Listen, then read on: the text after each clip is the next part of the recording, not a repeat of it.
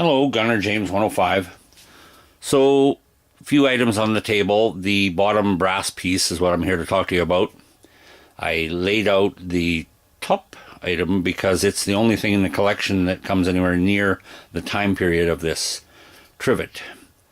So, we'll get into what a trivet is and what the significance of some of these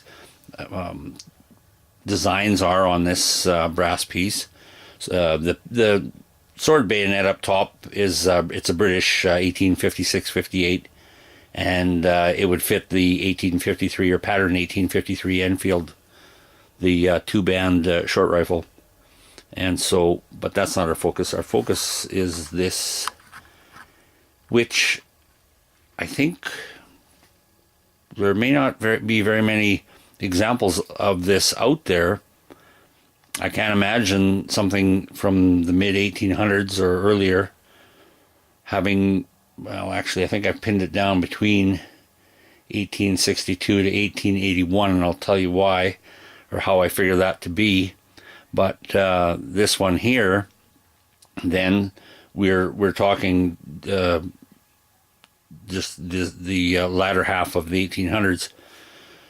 It's a Scottish. It started out as a Scottish regiment. So a branch of the British Army. It was a Scottish regiment that started in 1777 as the 71st Regiment of Foot. And it had a few other name changes from there until up until 1810. And then it became the 71st Highland Light Infantry. So we can tell that this then would have been from that unit. And there's something that identifies this as being not that old, not as old as 1810, which I'll get to in a second, but that's 71, and then the HLI, that's the 71st Highland Light Infantry. And that group, they went on until there was the 71st Highland Light Infantry. It merged with the 74th Highlander Regiment of Foot, and then they formed the 1st Battalion. That happened July 1st, 1881. So July 1881 is when this group joined up with another group, and then it was no longer just simply the 71st Highland Infantry. So that kind of gives us the time period between 1810 and 1881 for this group. Now this here, we've got the there's a drum. That's definitely like a snare drum there, and so whether it was bagpipes, horns, whatever, and a snare drum, that's part of this little symbol on the bottom on the handle. But then we've got this here, and this represents the type of hat worn. It was a sacco, if I'm pronouncing that right, sacco, and it has the 71 there. There's a little pom-pom on the top of that hat, and there'd be the brim of the hat with the band around the hat. They're kind of a tall hat, but that type of hat worn by the 71st, that only happened between 1862 and 1881. So that's having that type of cap or hat being on here tells me that it had to have been between 1862 and 1881. So we go on, we've got other symbols. There's a couple of French horns and what looks to be like braided rope. And then this here being a thistle, which is significant because that is the I think it would be the national flower of Scotland.